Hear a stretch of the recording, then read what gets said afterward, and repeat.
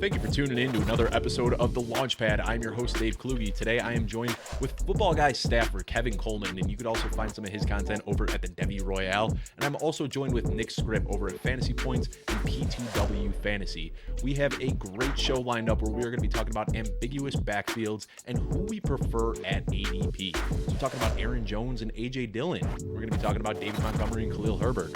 We're going to be talking about Michael Carter and Breece Hall. We've got a great show lined up with a ton of valuable information that's going to help you win your fantasy football league. So thank you for tuning in to this week's episode of The Launchpad. Who is the running back to roster and the New England Patriots this year? That and so much more coming up on today's episode of The Launchpad. But let's go ahead and start off with that. We've got Damien Harris, who is currently getting drafted as the RB27, and Ramondre Stevenson getting drafted slightly after as RB37. Kevin, go ahead and start us off. Between these two backs at their ADP, who do you prefer? Yeah, give me Damien Harris. Last year on his contract, they're going to ride him. Last season, you saw the second most rushing attempts inside the 10-yard line in the NFL. He had 15 rushing touchdowns. Everybody says he's going to regress, but even if he regress, he can still get 10 or 11. And in that offense, they're going to lean on him heavy in the red zone. So I'll take him because I think that he's going to outproduce Ramondre. Stevenson's more of a dynasty play. Harris is more of a redraft, grab him, and he's a great running back too right now based on his ADP.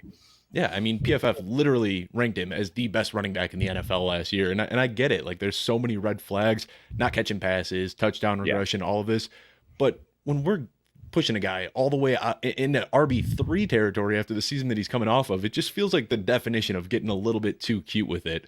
But, Nick, same question to you. Looking at these two guys, and don't feel bad. You know, if Ramondre Stevenson's your guy and you want to make a case for him, I am here to hear it. But who do you prefer out of these two?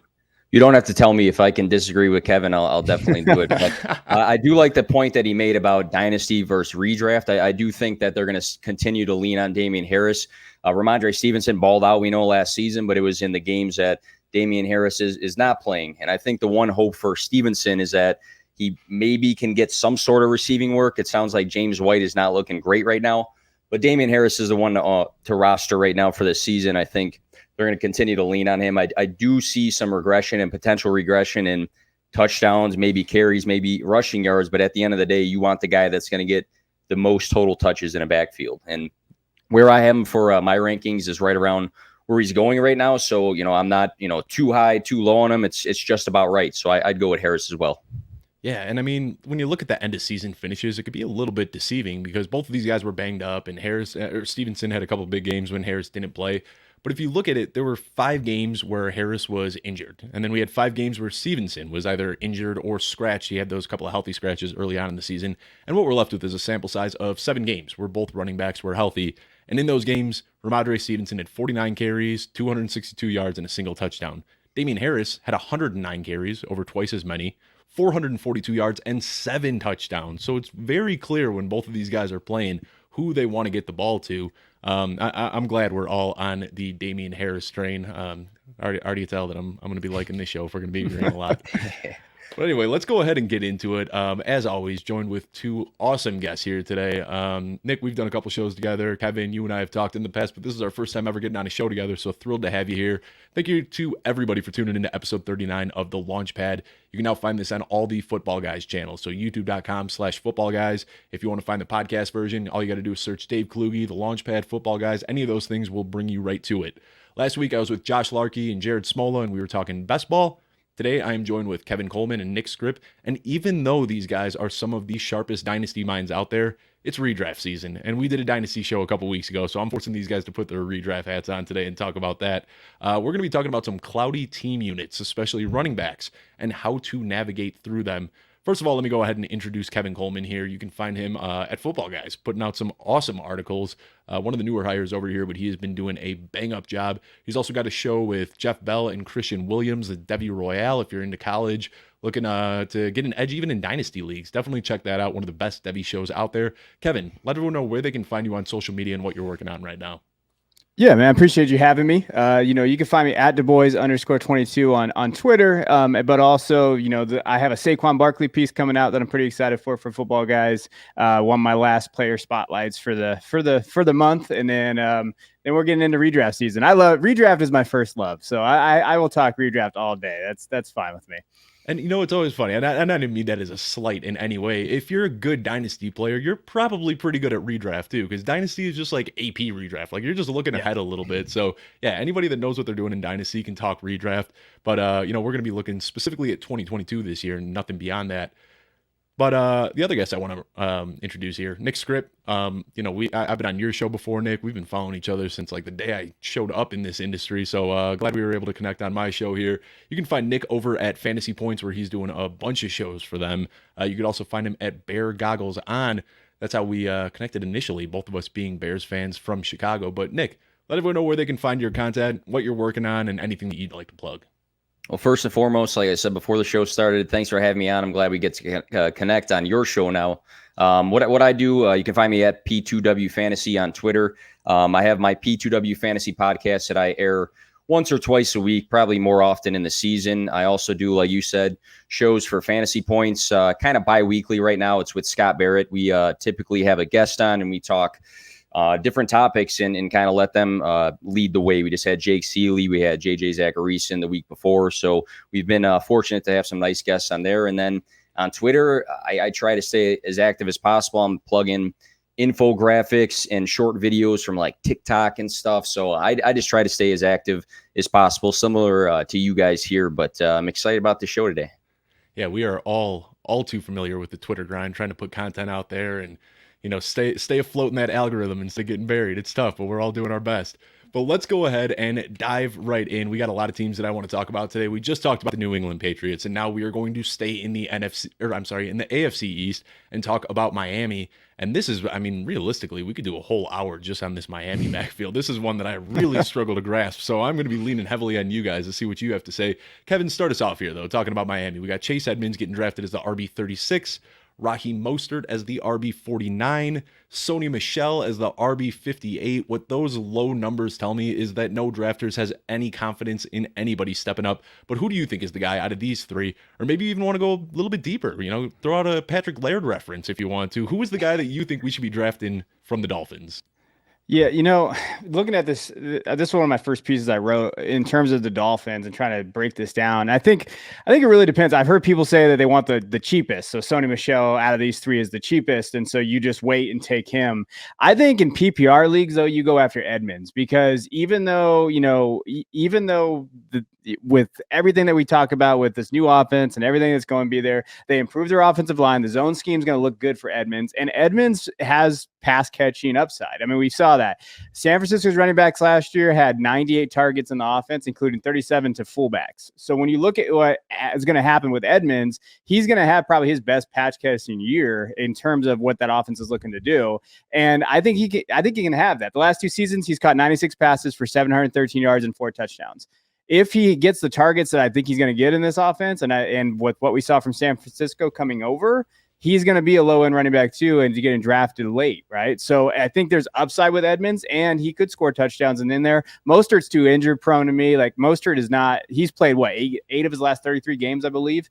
I'm out on Mostert. Those 8 games. He did. Those 8 games, he crushed it. But then those other games on your IR, he did not. I like Michelle, but give me the pass catching ability with Edmonds. I think that just based on what we've seen from McDaniels, that's where I'm gonna tip my cap to there. I know Dave disagrees with me, but I think Edmonds is the guy I'm gonna go after there. And I am warming up to Edmonds. I will say that when I was first coming out trying to break down this a little bit, it was back in March, and based on some of the reports we're getting out of camp, I am warming up to Edmonds a little bit, but. There's always gold to be found in these ambiguous backfields, and this is one where I really fear that there are going to be, the high value touches are just going to be spread everywhere. We're going to have Sony Michel getting the goal line work, Chase Edmonds getting the targets out of the backfield. Myles Gaskin just isn't going to go away. If Raheem Mostert's there, that's just going to be even more annoying. So I think while there is gold that could potentially be found in this backfield, I also fear that everybody might kind of be useless for fantasy. So I don't know. Nick, talk to me about this. Is there anybody here that you're actively targeting? I was probably like you, Dave, before with Edmonds. I'm not sure in the past if you were always out on him. I typically was in the past, but right now that's the guy I want, and that's the guy I target. He's on my all sleeper team that I like made and throwing on Twitter before. But I want the guy that is going to touch the ball the most in this backfield, and I want the guy that has some sort of upside. And you might say, hey, Sony Michel sometimes in the past has had some sort of touchdown upside. Raheem Mostert's one of the fastest player when healthy in the league and has that sort of upside. But the pass catching upside is just really appealing for Edmonds. And this past season, the first 8 weeks, he was the RB17 for PPR, and 50% of those games, he had 14-plus fantasy points. He profiles as a dual threat running back. In the 9 games he played this past season at 40% or more of the snaps, he had 4.44 catches, so he's pretty active getting passes out of the backfield. And when we look at this offense, we know that Tyreek Hill and Jalen Waddle can spread the field, right? So I think that opens up a ton of space on the field underneath for a guy like Edmonds who can go out there and have a day where he catches 6 balls and, gets a decent amount of rushing yards. So I know they brought in Sony Michel. I think that was smart because of Mostert's injury history. Mostert, I think they brought in because it's one of McDaniel's old guys. So why not bring in somebody from a system you've worked with before and bring him into the new one? But yeah, I'm all about Chase Edmonds right now, just for the simple fact that I think he's going to touch the ball more than everybody else in the backfield. Yeah, and you guys make some really good points here. And like I said, I'm warming up to Chase Edmonds a little bit. I think the biggest gripe that I have with Chase Edmonds, though, is that he and Myles Gaskin are just such similar players. And when you look at the after contact efficiency, they're almost identical, Myles Gaskin and Chase Edmonds. The big difference is Chase Edmonds got to play behind a great offensive line in Arizona. He was also typically playing on passing downs where he wasn't facing any sort of loaded boxes, and he was able to do a lot more before contact. If I recall, I don't have the numbers right in front of me, but I think he was seeing like an entire yard before carry more than Gaskin was just because of that offensive line and not having to play against that. So I do like Edmonds. He's got a little burst to him, and I'm excited to see what he can do in a feature role. I just hope that we can get a little bit more clarity on how this hierarchy is going to shake out before week 1, because it's just so just muddled right now that we don't really have any clear picture. So yeah, somebody could end up really hitting big and paying off. My advice is don't listen to me with this one because I'm scared off by this. So listen to these guys who have much sharper takes on this backfield, because I've just kind of been avoiding Miami as a whole. And I know that's not what you want to do in this situation, but that's what I've been doing. Anyway, I guess I didn't even plan it this way, but we're sticking in the AFC East, and we're going to talk about Buffalo now. And these two guys are really tight in ADP, and I think this is an interesting one to discuss. Devin Singletary got off to a pretty nice finish to last season, averaging almost a touchdown a game down the stretch. But then the team went out and drafted James Cook after whining and dining J.D. McKissick and hoping to bring him into Buffalo. That didn't work out, so they went out and drafted James Cook. And now we're looking at Devin Singletary getting drafted as RB31, James Cook getting drafted as RB38. Nick, start us off here. Do you have a clear favorite? And please don't tell me it's Zach Moss. No, but I was going to bring up Zach Moss because last season they gave him some opportunities. He had 55% or more of the snaps weeks 3 through 8. So they were trying to give Moss a little bit of a chance. Then they gave Breida some looks later on in the season, weeks 11 and 12, gave him a little bit more of the snaps and some work, and he did okay with that. And then finally they rolled with Devin Singletary, which for some people might be a red flag, just saying, hey, this team has been willing to try different running backs, and then whoever's hot, just go with him because Moss couldn't get it done. Matt Breida couldn't get it done. But we know how, I won't go through the numbers, but we know how Devin Singletary finished the fantasy season. He was absolutely on fire, scoring a bunch of touchdowns. Then he carried it into the actual playoffs where he was scoring some more touchdowns and getting a ton of work as well. So with James Cook, what stands out to me with James Cook is, again, a guy that to me doesn't profile necessarily as a workhorse, but profiles as a good pass catching back. They went and tried to get J.D. McKissick. It didn't work out, so they pivoted in the draft to go and get a pass catching running back. His final season at Georgia was the first time he saw above 45 carries in a season. He was very efficient with his yards per carry, and he had 67 receptions. That stands out. But to me, I think the way that Singletary finished the season and carried it into the playoffs, I think he's going to get the first shot at getting the most touches in the backfield. And could James Cook take over at some point? I think there's a chance, but I think they wanted that J.D. McKissick role to be at least an option, not, to say Josh Allen's going to be a QB that just dumps it off all the time. So I actually think I might take the shot on Singletary because I think the risk is drafting him, I don't know, in the 70s of my draft and hoping that he carries what happened last season into this season. And, the reward could be that he does that. And again, the risk can just be I flop on my pick, 76 in my draft. So I'm just going to try to go with the guy who ended hot and is probably going to get the first shot at getting the most touches. Yeah, and I gotta wonder what this, what the coaching staff there after they just invested, a third of $1 billion in Josh Allen, and then they went out and targeted these pass catching running backs so heavily. You gotta wonder if they're telling Josh, hey, like we can't have you running around like that anymore. We've invested a lot of money in you. Rather than tucking your chin and running, why don't you just dump the ball down to one of these running backs that we just got for you? So that's kind of where my head is at. But trying to teach an old dog new tricks. This is what Josh Allen does best. I don't know if they could suddenly just turn him down into Phillip Rivers and just tell him to check down all the time. I don't think that's going to happen. So, Kevin, I kind of want to get your take here. I know you're a Devy guy, so I'm really interested to see what you got to say about James Cook, but also want to hear who you prefer out of these two guys at ADP. Oh, I was just going to punt it like you did last time, Dave, and just say, I don't know. I'm just going to stay away from it. But to your point with Josh Allen, I mean, he has not had less than 102 carries in the last 3 seasons. And that's a thing. Like that's going to eat into everybody's work, no matter what it is. Like I think we can all say that, yeah, Josh Allen, we can't have you run anymore because we gave you all this money. But in a game when you need to score a touchdown in the red zone, Josh Allen's getting the ball, and he does. You're looking at red zone carries and everything that he's been able to do the last few seasons. I like Singletary, but the thing I struggle with, yeah, he had more rushes, and you brought up Ken Dorsey. Bringing Ken Dorsey in, I know that whole scheme, when they have Dorsey there, they've said, McDermott and all those guys have said, hey, we want balance. We need more balance, and we saw that the last 4 weeks of the season. I mean, he had 44 rushes in week 17 last year. So we saw the volume really go up, and he was running back. He was a running back 1 through the last 4 games of that season.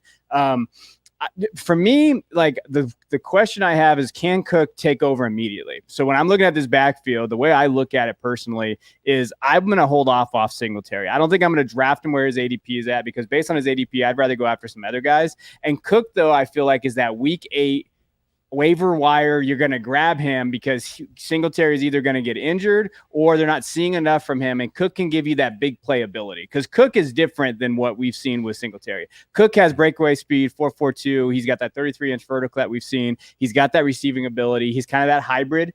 And based on kind of the Bills depth chart and their lack of, I mean, I don't want to get Gabriel Davis truthers mad at me, but like their receiving core is not as good as what we've seen in the past. They have some depth issues, I believe. Like even Khalil Shakir from Boise State's going to get some run in there. Why not move Cook into the slot and use him in that way? Because he was used like that in Georgia a lot, because Georgia had stable running backs. So I think the value is there. Like, hey, week 5, 6, 7, 8, Cook's going to get more involved in the offense. Put him in the slot. We're going to see him there. That's when I would take a shot on him. And as far as drafting, though, I'm out in terms of like where their value is at. If you're going to draft one of these guys early, I think Cook could be he might get drafted and he might get cut for someone else that pops off week 1 or week 2, and then you waiver watch him. But if I had to pick, I would take Cook just because I think he's going to finish the season stronger. I like that. And we see that with rookies often. I mean, we saw it with Jonathan Taylor just a couple of years ago, Cam Akers, J.K. Dobbins, like all these guys come into the league, get off to slow starts as rookies, and then they're just that hammer at the end of the season that wins you a fantasy football championship. So I do like that call out. And I also like what you said. A lot of people aren't really talking about this, but the Bills do have a weak wide receiver room. And it sounds crazy to say a weak wide receiver room when they've got Stephon Diggs, arguably one of the best wide receivers in the NFL, on there. But immediately after him, there's a huge fall off, and there's no clear answer on who the number 2 guy is. Gabe Davis, Jamison Crowder, Isaiah McKenzie, Khalil Shakir. They've got a lot of below average guys that they're really hoping are going to step up into prominent roles. And for a team that loves rolling out 3 wide receiver sets, it's a little bit concerning. I don't really know what this offense is going to look like. I'm still leaning ever so slightly to Devin Singletary, but I don't have a lot of faith in either of these guys. I mean, like you said, James Cook, he's got the home run ability where he can rip off some big plays, but I don't think either of these guys is really going to be has the size, especially to be in a featured role. So I think it's going to be a little bit of a committee, and hopefully we'll get some clarity mid-season and know who the guy's going to be, but I don't think we're going to get much before week 1, unfortunately.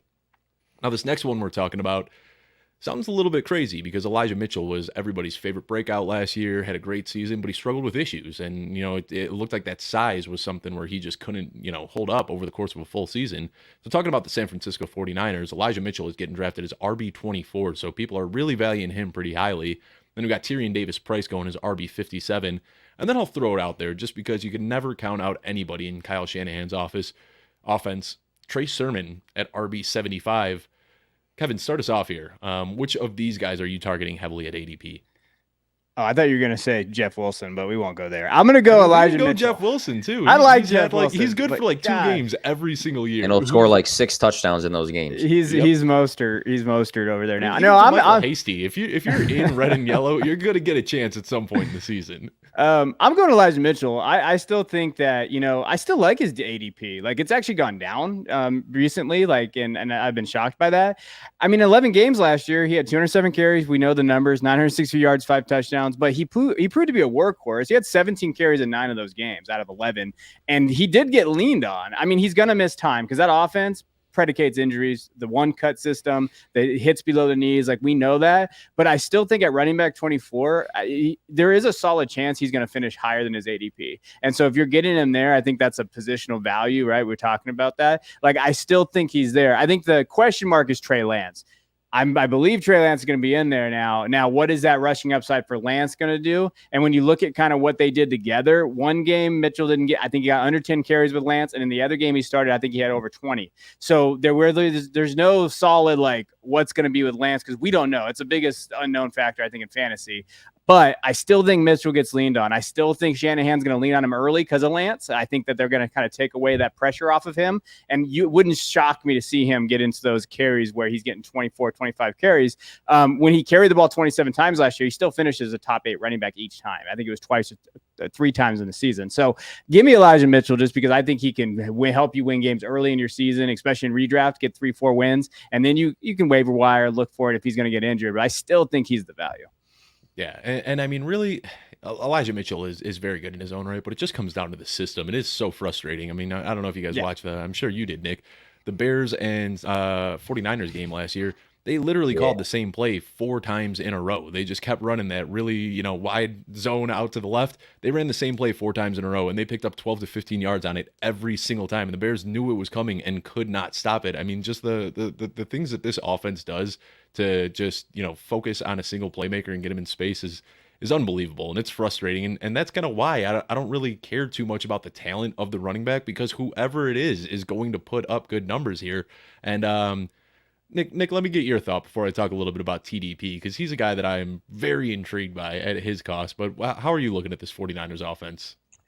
Just to bring up that crucial flashback of the Bears, Mitchell, 137 rushing yards in that game. So he definitely did everything you just said he did. But Mitchell, for PPR games played with 55% or more of the snaps, he averaged 16.37 fantasy points.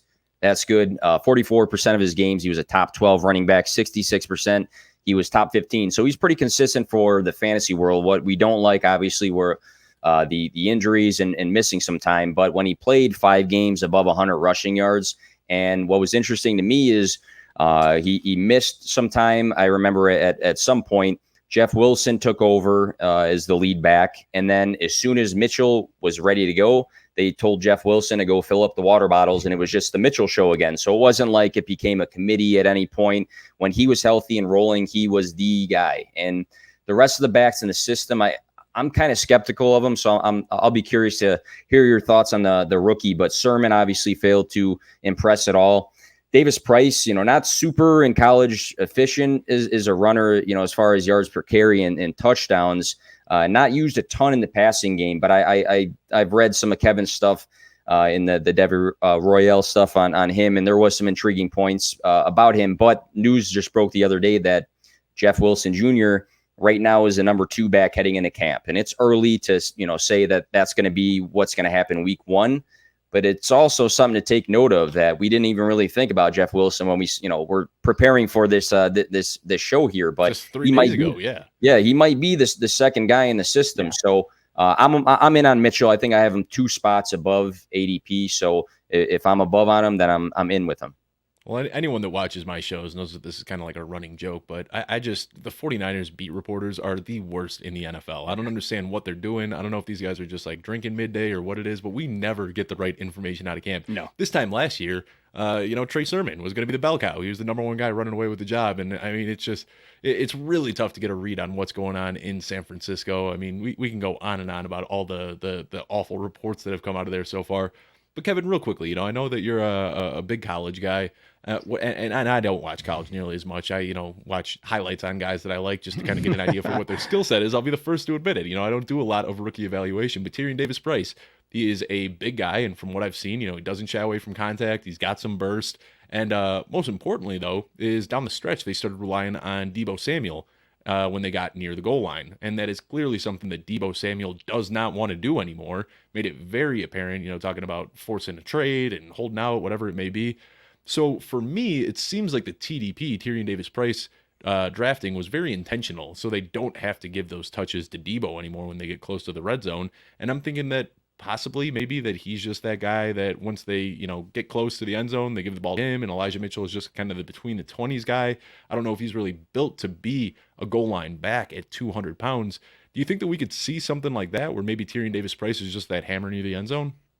I mean, maybe we saw that a little bit towards the end of his career at LSU. I mean, he really underperformed, right, at LSU. So like, it's hard because when you watch him out there and where he got drafted, his draft capital, they don't mix. And so this is where when I'm looking at it, he could be that bell cow guy in the red zone. Maybe they just give him the red zone carries. I feel like the Niners knew they screwed up on Trey Sermon. So Price was a reach to fix that. Like, that's what I think. And then what happens now is if he can beat out Jeff Wilson. So I wrote my article anyway along, and that's funny. Nick says that, like, if he can beat out Jeff Wilson, then we're looking at a valuable piece, 10 to 12 touches a game, and then he'll vault as running back one. But that battle is going to be huge for fantasy managers. So if you're in a redraft league and it's late that you're drafting, like, because they're not degenerates like us drafting in the summer, like, that is going to be very, very powerful. Because if Price wins running back 2 and you could trust the beat reporters, which I don't trust anything out of San Francisco, but if you trust them, that's fine.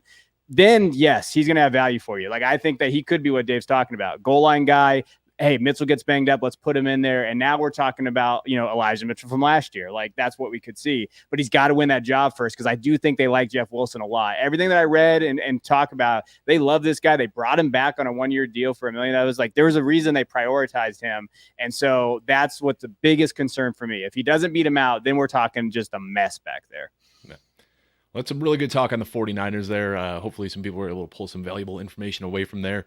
But I mean, really, what it comes down to is just trying to figure out what's happening in San Francisco, and we just don't get a good read from We don't get a good read from those beat reporters.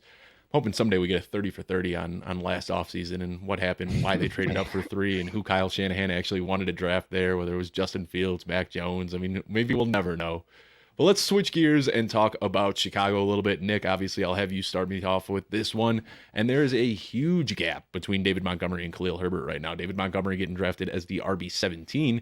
Khalil Herbert, who looked great last year in a very limited opportunity, is getting drafted as the RB56. What are your thoughts on this backfield? Do you think these guys are priced appropriately, and who do you prefer? I think I'll get into Herbert in a second. I think there's a case that he should be drafted higher than 56. I think that's where you had him at. Montgomery reminds me, and they're not like super similar players, but he reminds me of like old school Leonard Fournette in the sense that he's very, very volume based. I mean, he has some good finishes, RB6 during the fantasy season in 2020. This past season, he was top 15 in points per game for players that played 10 plus games. But we look at these past 2 seasons, he's averaged 16.9 carries and 4.3 targets. So he's getting some good work on the ground and through the air. And he is indeed, volume based. And you might look at his, efficiency metrics, and maybe they don't line up to his fantasy finishes. But I'm with guys that get the volume. Herbert, I know you're a Herbert guy. I'm a little iffy on Herbert, Khalil Herbert. He did very good filling in for Monty this past season when Monty did miss some time. He ranged from 72 to 100 rushing yards from weeks 5 through 8. Didn't get a ton of targets through those stretches. I look at Herbert, though, and I think the case is more for him to potentially be a handcuff. I'm not super sold on him. 6th-round draft pick, which only goes so far because he performed well last season.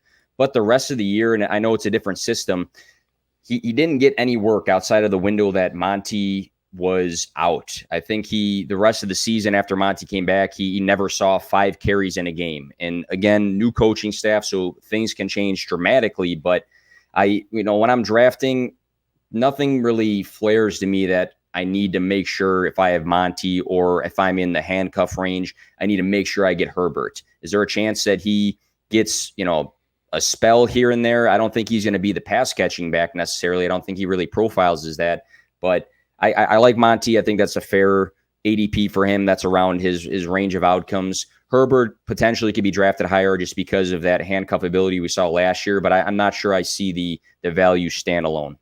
Yeah, and Khalil Herbert's a guy that I've really been beating the drum for this offseason and did a complete 180 on. Heading into last year, I was not a fan of Khalil Herbert just because he doesn't test that well. He's not especially big, and he's got great vision, and a lot of times that doesn't translate from college to the pros. You see these guys that are just very natural runners that can produce in college, and that's what Khalil Herbert did. But I didn't think he'd be able to do that on an NFL field. And after seeing those 2 starts where he just absolutely smashed, he made me eat my words, and I've done a 180 on him. And yeah, you already talked about the new system a little bit, and I think that's my fear is, we're getting some reports out of Chicago that it's going to be a little bit more of a committee rather than just Monty, who was drafted during the Nagy and Pace era, and then, Nagy just fed him every single season. Now in the last year of his deal, I'm thinking that we might see his volume trend down a little bit to see what they've got in Herbert. But again, that's very much so speculative. I don't have any inside sources telling me that that's going to be the case. Kevin, same question to you, though, just talking about Chicago here. How do you feel about Khalil Herbert and Monty with where they're getting drafted? I think it all focuses on the coaching scheme. I think, like you guys are talking about, like this coaching scheme and this coaching staff basically wants an outside zone scheme, right? And they want quick, faster, decisive runners. That actually tends to go towards Herbert, to be honest. Like 40-yard dash, Herbert finished higher. Monty's 40-yard dash was 4.63. Like Monty's not a quick guy, especially when you're looking at like the zone scheme that they want to run. And this Chicago staff looked at high RAS players, so relative athletic scores. That's what all their draft was this last time. Montgomery's was a 5.23 when he came out of college. And I think when you're looking at like this coaching staff and what they want, I don't think Montgomery fits their system as well. So I do think, like you mentioned, it is going to be more of a timeshare running back by committee. And based on ADP, why not take the shot on Herbert over Monty? Because I feel like you're where Monty's at based on his points per game numbers and everything. That's his ceiling. Literally, I think you're drafting at a ceiling based on this new staff. Herbert, you're not drafting at a ceiling because if he gets in there, and we saw what he did, 15 fantasy points per game last year and all those things, I think, just based on the stats and where the scheme is going, I'll lean Herbert. Even last year, I think PFF rushing grades, I think Herbert was 6th overall and Monty was 64th. Somewhere around there, like when you're thinking of it. Like, I just feel like when you're looking at what their system predicates, I think Herbert's the pick based on value, ceiling, play, and all of that. Yeah. And you make a good point here too, is just the acquisition cost from these guys. Like, if we're going to speculate a little bit that this could be more of a committee than Monty being a bell cow, well, if you're sinking a 3rd or a 4th round pick into Monty and that ends up being the case, that's nuking your fantasy team. If you end up, spending your 18th round pick on Khalil Herbert and Monty is a bell cow, big deal. It's one of your final picks in the draft. It's not really going to hurt you all that much. So that's, just looking from a risk tolerance standpoint too. I mean, there is a lot of risk here. And I like what you said about the zone scheme too, about, Monty not fitting into that. And I couldn't agree more. He's really good at, running through contact, but he does a lot of dancing behind the line. He's not a very decisive runner that's just going to, hit that gap like you need to so quickly. So, I like what we're saying here. Nick, I see you kind of nodding a little bit. I know you're a Chicago fan. Is there anything you wanted to add on to this, or do we want to move on to the next team here? No. I think the good point you just brought up that I like a lot is the risk reward factor. I think we talked about guys like Monty and Elijah Mitchell and what you'd have to spend in a draft to go and get them, and then we talked earlier about the Buffalo Bills running backs that are going both farther than the 2 guys we just mentioned. So I think that's an important factor of redraft, is kind of weighing out at times what sort of risk reward do I have for drafting a guy. And if you're like maybe Dave's a bit skeptical about Montgomery, he doesn't want to spend that capital on him, then he pivots to the next guy or the next tier of running backs and drafts wide receivers. So not to go in like a redraft rant there, but I did like that point. That's why I had the bobblehead going on. I was like, yeah, that's some good stuff. Love it. Yeah. I mean, that's when you got a good conversation going, when all 3 heads are just doing this during the entire show. Well, let's move on to Tampa Bay, and we could talk about this one a ton too. I mean, there is I don't even know if I want to get into the fat reports or not. I think we'll just try to stick as broad as possible and not talk about the recent reports. Leonard Fournette coming in at RB9, Rachaad White coming in at RB48.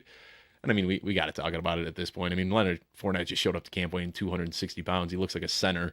And that's kind of par for the course with Leonard Fournette, putting on a little weight in the offseason, struggling to get back in shape, hearing some question about his work ethic and all that stuff. And here we are yet again having the same conversation about Leonard Fournette. Kevin, go ahead and start us off here, man. I mean, are you drafting Leonard Fournette at his ADP, or do you prefer Rachaad White much later? I'm laughing because I know where Nick's going with this because that's his guy. I'm gonna go Rashad. Like I'm taking Rashad on this because I felt like I've never really been a Fournette guy in fantasy. I know last year he did well. He had I think he averaged 18 points per game. He looked good. I just feel like this year you're drafting now at his ceiling, right? This is cost again. So Fournette was not getting drafted at his ceiling last year. It was a great pick if you grabbed him. Now you're drafting him in the first round. I saw someone say you should take him as running back 4. Recently on Twitter, which there's minefields out there. Oh, was it, Dave? Oh, sorry. That was me. I wrote a whole article on it. I got 2,000 words to back it up. Oh, that's right. That's where I read it. Yeah, I don't agree. But anyway, like if we're looking at Rashad, just when you're drafting, give me a guy like I can't think of the ADP off the top of my head, but I'd rather take Najee Harris or somebody a little later, grab him as my running back 1. And in Rashad, all the time, I cannot stress this enough for redraft. If I'm drafting late, I'm drafting a pass catching running back who has a running back 2 in the offense that could be the running back 1 if the player in front of him went down. Like that's what I'm looking for. Always my late running backs is like, okay, can they catch passes? Could they maybe take over that full-time role of the running back 1 if he's a missed time? And hey, Fournette missed time last year. He played 14 games. There is a possibility. I mean, the weight thing I think is Leonard Fournette has never played a full season. And the weight thing's it's a real thing. Like I'm not going to call him anything because I'm fat, but I'm just saying like he does go through these ebbs and flows of like, issues with that. So I'm going to take Rashad just because I'd rather take someone else. I'm more comfortable taking somebody else in that first round with the running backs and the situation where they're in. Harris is a big point for me. I know people are fading him a little bit. I would take Harris and then I'll take Rashad later and then maybe get that upside later in your draft, depending on how deep your draft is. Yeah, I like it. And, Rachaad White is hungry for the job. He's a rookie that's coming in and, Lenny's hungry for something else right now, it seems like. But Nick, same question over to you. I have been beating the table for Leonard Fournette all offseason now. I'd be lying if I said I wasn't a little bit concerned here, but I think that the main thing that bodes well for Leonard Fournette are his abilities as a pass blocker. That, he was the best pass blocker on the team last year, and that's what keeps him on the field. And, Tom Brady being 44 and, just no mobility at this point in his career. I think that it's important to be a good pass blocker, and that's what keeps Leonard Fournette out there. But Nick, same question over to you. How do you feel about Leonard Fournette? How do you feel about Rachaad White? Yeah, it was interesting seeing the pictures that came out. I think he's just pulling his best James Harden. I think maybe them two have been clubbing in the summer together or something along those lines, and he saw that this guy can come in out of shape and ball out, so I probably can too. But Rachaad White, I did like him a lot as a prospect. His final season, 1,000 rushing yards, 43 receptions, 16 total touchdowns. I think he's a good dynasty pick, and I like what Kevin said about, targeting guys later in drafts that might be able to handle a role if given that role through injury, or a guy that might profile as a good pass catcher, because I do think both of those things are very true. But I think seeing, the state of the Tampa Bay Buccaneers, I think they're very much in the let's try to run it back mode, with Tom Brady being the age that he is, if people have never heard that, narrative and how old he is. But Leonard Fournette, the best possible landing spot. I know he was kind of testing the waters, quote unquote. It was back with Tampa Bay. He tied in average targets per game. He tied in games of 7+ targets with Tom Brady. Over 35% of his games played were 20+ fantasy points. I mean, he was solid last year, and he had a great connection with Tom Brady. I think that this system doesn't, I'm not going to say they don't care about building youth and things like that, but I think they're very much focused on, we got to get another one with Tom. And he had a great connection with Fournette. I think Rachaad White, if Fournette goes down, would be a great person to draft, just because I think he would fill in that role. And it's a great offense to be the next man up in. If we're talking about, I don't know, the Texans or something like that, or we just talked about the Bears, two very different systems to be the next man up in. We're talking about Tampa Bay. And I think Rachaad White might be able to catch maybe like 25-ish catches and be like that Gio Bernard of last year's offense, where he's not taking a ton away from Fournette, but he comes in and takes some work in the receiving game. But I would be interested in taking both guys around their ADP. Maybe not necessarily, make sure you get both sort of thing, but I do like Fournette as a top 12 running back for the season. And I think Rachaad White, being in a great system, next man up, is good at that ADP as well.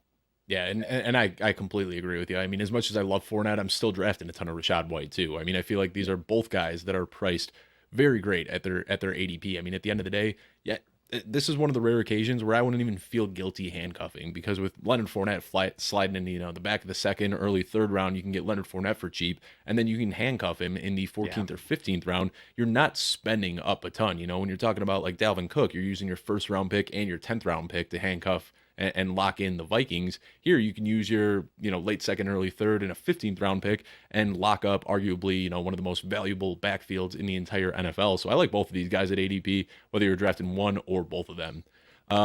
Let's move down the list a little bit, and let's talk about Arizona, because this one is very, very interesting. I have a feeling we're all going to be in agreement on this one, but James Conner right now, according to Footballguys ADP, is getting drafted as RB13. Finished last year as RB5, getting drafted a little bit below there with Chase Edmonds out of town. And then Darrell Williams, who was brought in free agency, is getting drafted as RB55. And, our good friend Jeff Bell just came out with an article saying that James Conner is just one of the worst picks that you can make in your early rounds. Interested to see how you guys agree with that or disagree with it. Nick, start us off here. How are we feeling about Arizona?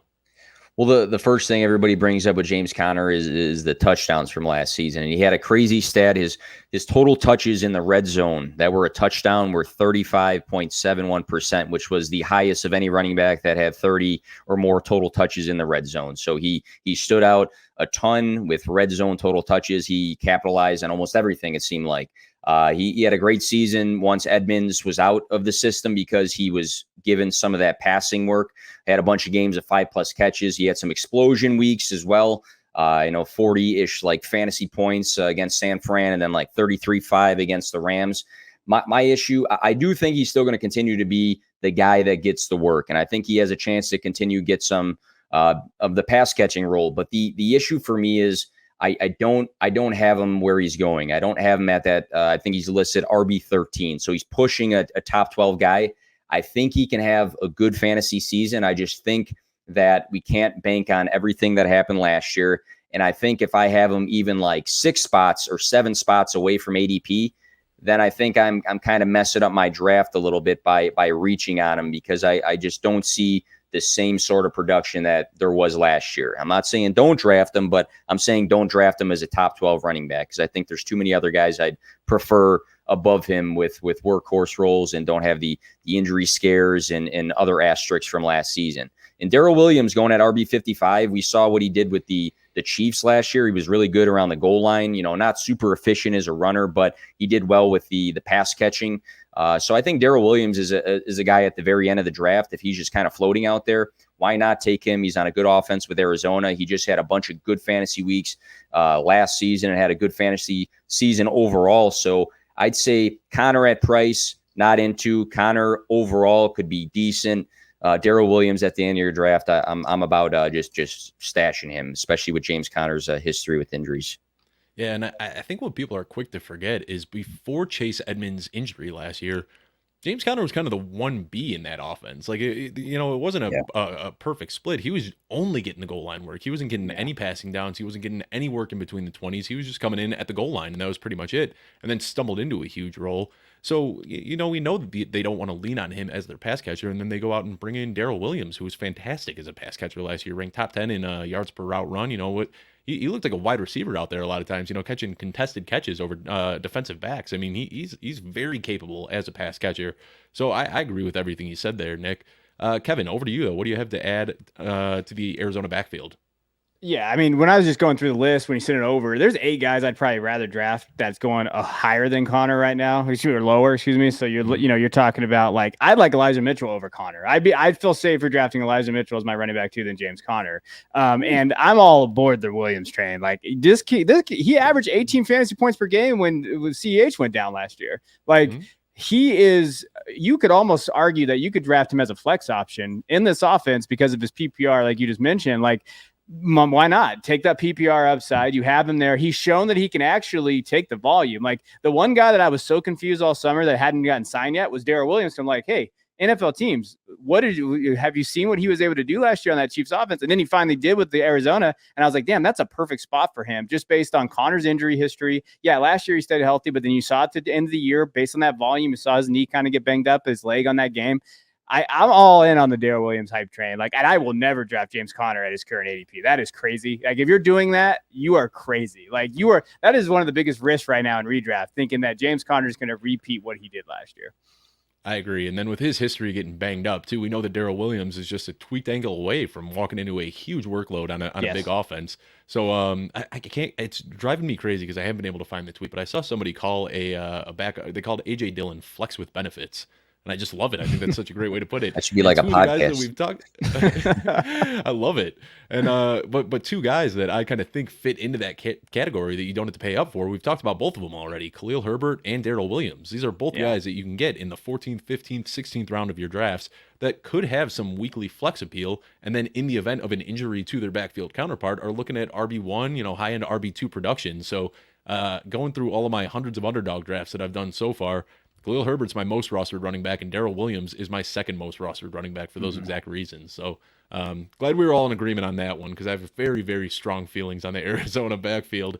Now let's talk about New York. Talk about the Jets a little bit. Michael Carter, 4th round pick. He had looked pretty good last year in limited opportunities, but he had some games where he absolutely boomed. And a lot of people got excited and started making comps to Alvin Kamara, talking about how this guy could just be the motor that runs the New York Jets offense. And then what did the Jets do? They go out and they draft the RB1 of this class and, pretty much just kneecap anybody that thought anything was going to happen with Michael Carter.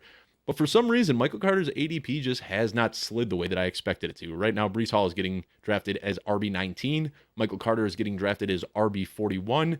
Kevin, start us off here. How are we feeling about the Jets?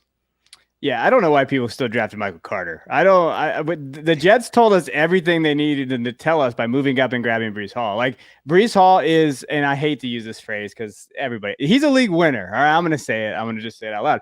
He's getting drafted in the 4th or 5th round in a lot of redrafts right now, based on what I've seen. He's going to get bumped up to the 3rd round. So if you're drafting later, you're going to get screwed because his ADP is going to go higher because everything out of Jets camp is going to be, man, this guy is really good. Yeah, he is good. He's going to get the volume. I don't think Carter really serves a purpose in this offense. I mean, PPR maybe, but Hall can catch passes. Like, Hall is a predominant 3-down running back that you like to see. They're going to lean on him. He's in this offense. They're going for it. The Jets, just based on their draft, based on what they did, they fully think they can win that division. I know they do. They think Zach Wilson's that guy. I don't care what anybody else thinks. They think it is. They're going to lean on Hall hard, and it would not shock me to see him get 250, 300 carries. Like, he's going to be that workhorse on that Jets offense, and I'm not drafting Michael Carter. The Michael Carter experiment's over. I think the ADP's bumped up by all the truthers out there for Michael Carter. They're still drafting Michael Carter.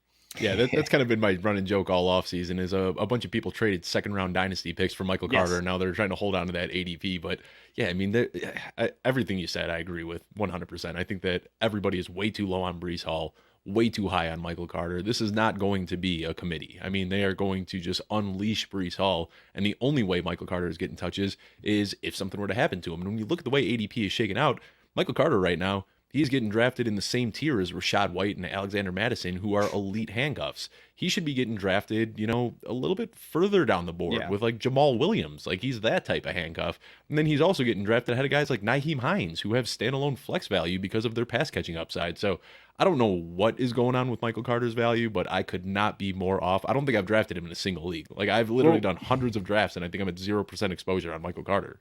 Well, wouldn't you agree you'd rather have Breece Hall than James Conner, who we just talked about? Like, why 100%. Why would people draft in James Conner over Breece Hall? I don't understand the logic in that. A full round ahead. Yeah, I don't understand the right logic in that. I'm confused by that. Craziness. Nick, what do you have to add on this Jets backfield?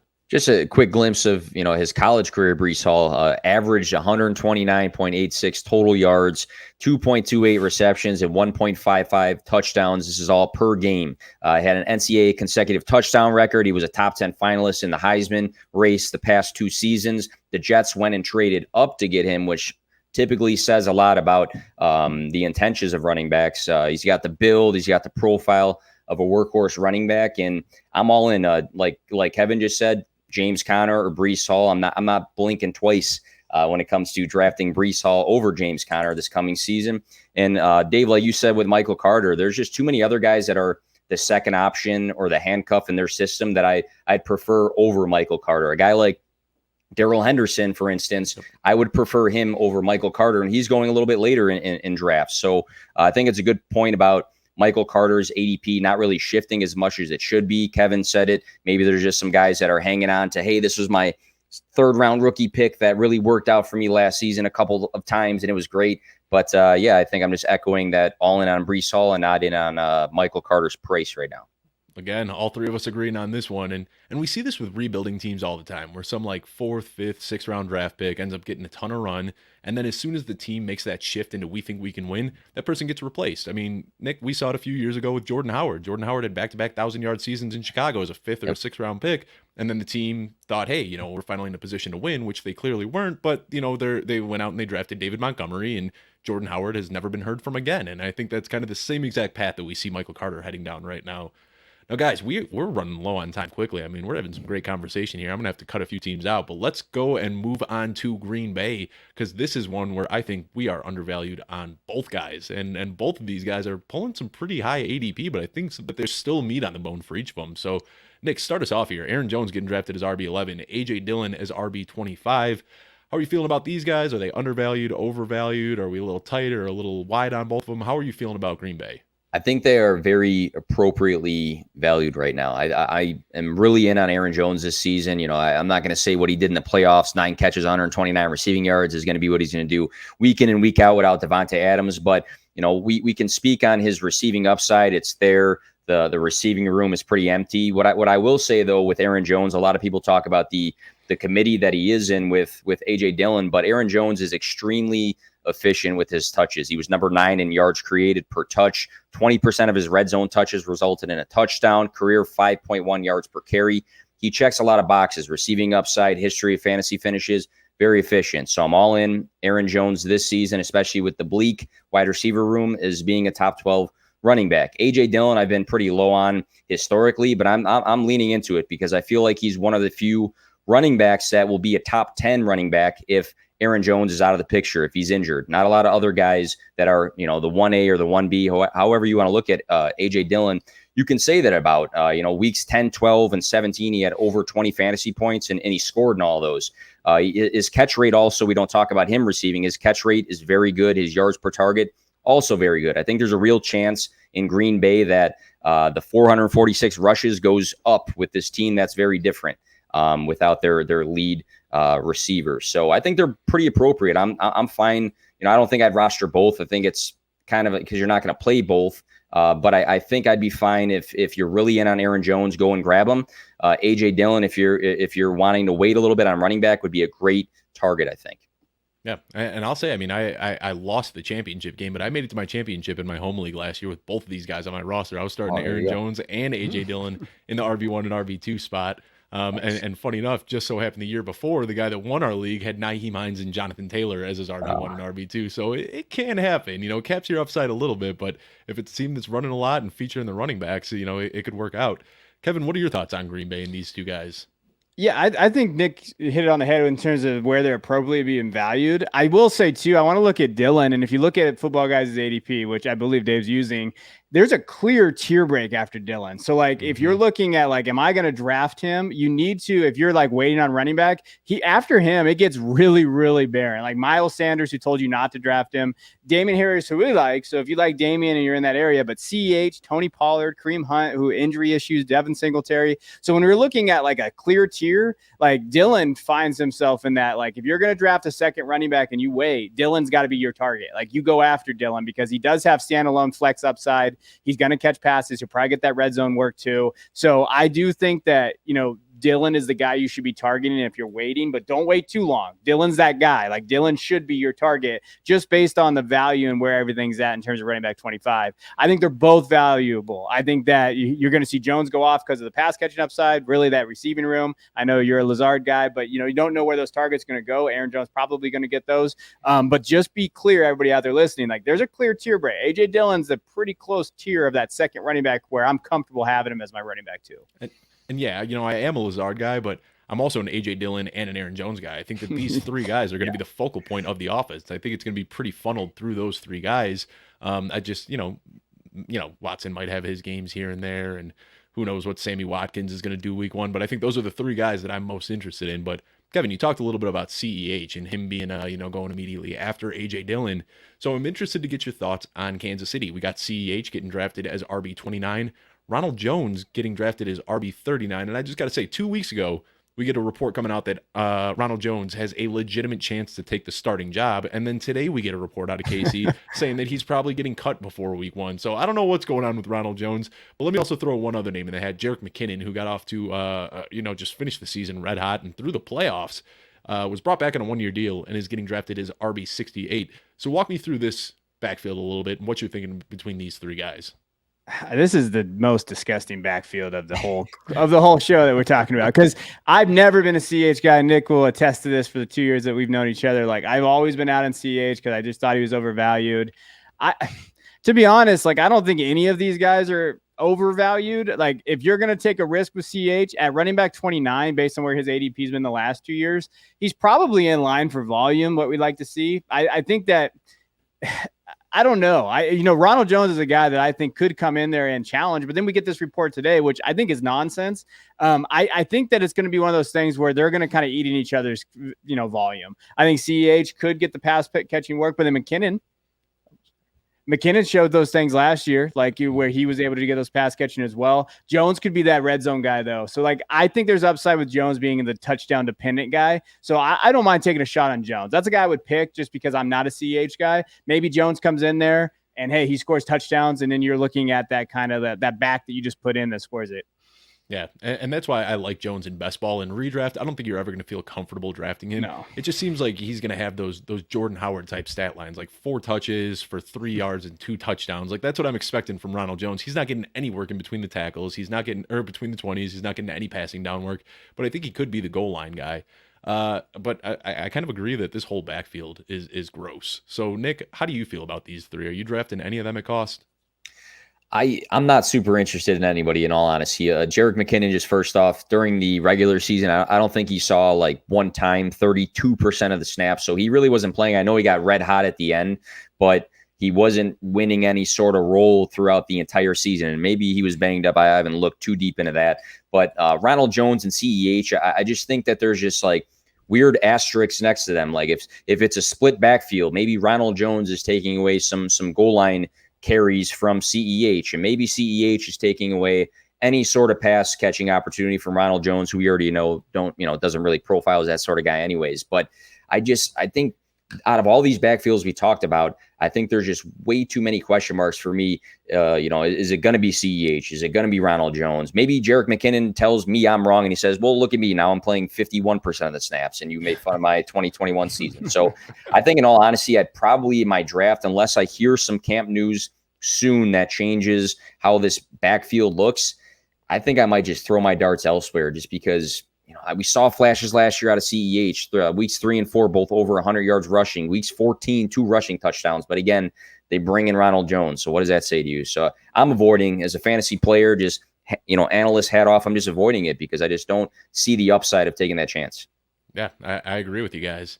And, I hate to say it, but we're out of time here. I mean, I could talk. We had to cut a bunch of teams that I was hoping we'd get to, but this is a good show, and we're bouncing back and forth. And it's always boring when you just go to one person and they lay their take, and then all right, and here's yours, and you lay their take. We had some good conversation today, so I appreciate you guys. You made this hour fly by, and maybe we'll have to come back for part 2 before the season kicks off and talk about some of these teams that we missed. But before we sign off here, Kevin, let everyone know where they can find you on social media. Obviously, they can find some of your content on Footballguys, but you got stuff elsewhere. So floor is yours. Go ahead and plug everything you're working on right now. Yeah, you can find me at Twitter at DuBois_22. A little homage to my Cowboys, unfortunately. But also, we have a Patreon for the Devy Royale. We're trying to get to 100 patrons. If you like college football, we have a 300-page manifesto. It's covering everything from not just Devy. We do rookie stuff. We kind of do all throughout Devy, Patreon videos, all those type of things.